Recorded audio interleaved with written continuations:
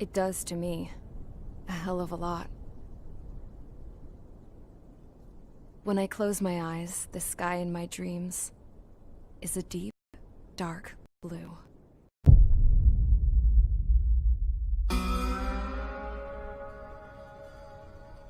Pilots have been in my family for 4 generations. Flying's in my DNA. Even so, my grandpa didn't want me joining the Air Force. He lost faith in the Ocean Air Defense the day my dad died in battle. You know, Abby, I wish you could see what it's like up there. Cruising above the clouds, the dark blue of the stratosphere. Nothing beats being at the controls and seeing it from the cockpit. Look here.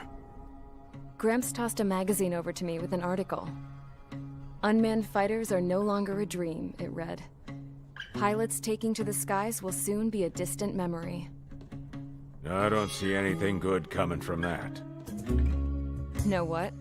Lying smack dab in the middle of the desert west of here, there's a bunch of planes from the last war.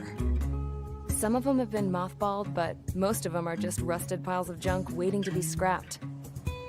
Gramps was really good friends with the super there, so he got to take whatever he wanted, no questions asked. That's how we got the parts to build our own plane. Now, when I say we, I mean me, my grandpa, and his old war buddies. I cut my teeth working with those geezers. They taught me their skills, and some dirty jokes. But with their aging eyeballs and whatnot, I ended up having to do most of the work myself. I was at the airstrip doing some flight training when I saw it. A prototype drone. It wasn't much of a plane, more of a trash can with wings. Laugh at it all you want, kid. But technology's always changing. If you don't keep up with it, it'll leave your ass behind.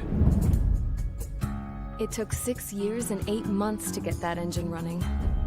And it took us another 1.5 years after that to finally get the balance of the airframe just right. I'd gone from being a little girl to, well, still a girl, just older. But now, I was all alone. Wherever the souls of my Gramps and his pals are flying, I hope it's peaceful.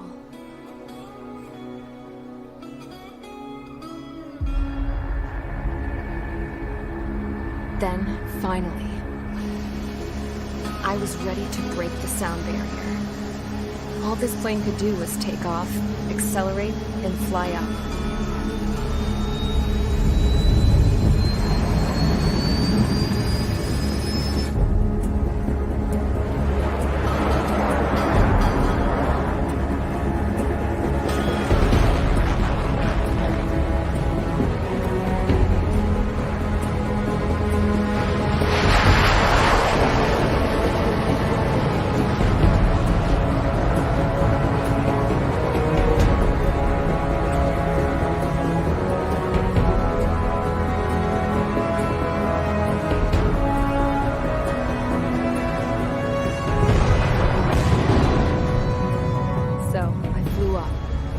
Straight up, through the clouds, higher into the sky.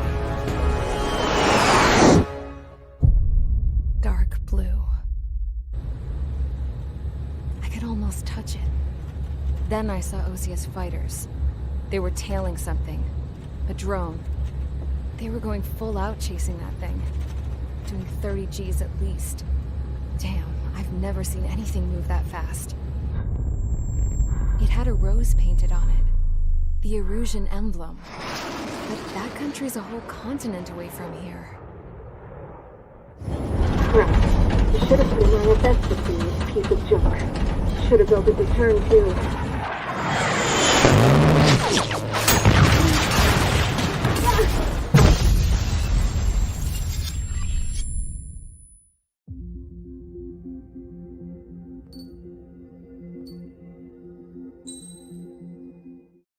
As of 1 p.m. today, the Kingdom of Erusia has declared war on the Ocean Federation.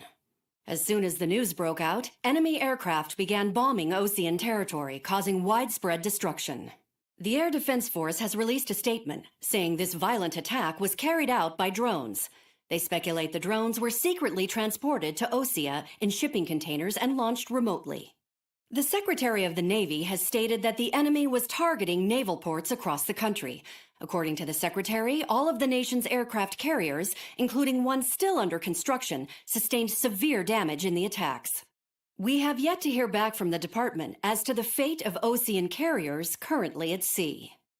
Hold on. I've just received breaking news. The International Space Elevator, which is being built in southern Usea, has been seized by the Erusian Army. Reports say former President Harling was touring the site at the time, but his current whereabouts are unknown. Our sources in government tell us it was Harling's policies regarding the space elevator that caused economic frictions in the area, and which ultimately led to this war. Located near Erusia, on the continent of Usea, the space elevator has been under construction for some time now. The Executive Office of the Ocean Federation has declared a national state of emergency. They have ordered all its armed forces, including Usian peacekeepers, to mobilize and make the necessary preparations to launch an immediate counterattack. Ladies and gentlemen, our country is officially at war. Stay tuned for further updates. Breaking news from ENN. Osea launched an attack on the capital today, striking Farbanti from their aircraft carrier, the Kestrel II. After a brutal battle, the Erusian Air Force successfully repelled them. During the air raid, the Ocean Air Force fired missiles at the city and managed to shoot down a number of Erusian fighters. Some of the disabled planes then crashed into residential areas.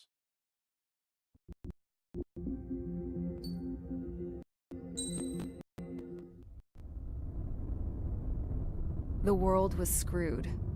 20 years ago, the Earth got slammed by an asteroid. Usea was on the wrong side of the planet and got hit.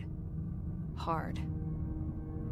Refugees swarmed the Erusian Republic, the biggest country on the continent, plunging it into chaos. They were desperate and started a war, one they had no hope of winning. That's the war my dad fought and died in. The biggest nations from 2 continents went head-to-head, and the so-called righteous Oceans struck the deal that ended it. They fancied themselves the only nation that could bring peace and stability to the world. They even tried saving the Usians, still suffering from the disaster. That's how a space elevator, stretching way up into the sky, ended up being built in Usea, paid for by the Oceans. President Harling said he did it out of compassion for his fellow humans. But to the folks in Erusia, it looked like Osea was moving in to take over. Erusia went from being a republic back to being a kingdom. When they started this new war, they managed to get the drop on everyone. The second the declaration hit the news, Erusian forces took control of the space elevator without spilling a single drop of blood. President Harling was touring the elevator when it happened and disappeared. Then, while that was going on, the Erusian ships that were docked all around Osea released a swarm of drone fighters they had hidden on board in containers. No one thought they were capable of doing what they did that day. With pinpoint accuracy, they managed to take out everything that was military, and not a single civilian was hurt in the process. Osea pissed lots of people off with their huge military presence around the world. Erusia didn't have the same reach, but they could hit their targets faster and cleaner. And when all this was going down, I just so happened to be in my flying drag racer.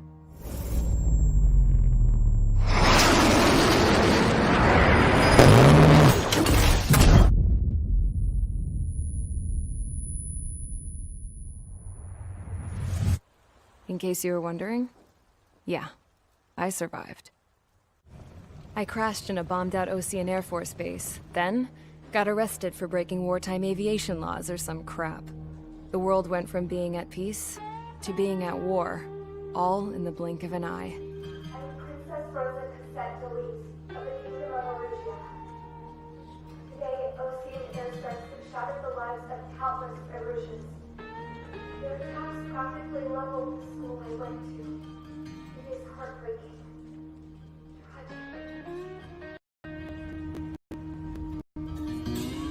I was tried, found guilty, and stuffed into a cargo ship. For company, I had some court-martialed soldiers. And remember those mothballed planes I told you about before? They were loaded on the ship too. We headed off down south for several days, and then swung east. That's how I got here. I was thousands of kilometers from Erusia, on the opposite side of the Yuzian continent. For a port, it was dull as hell.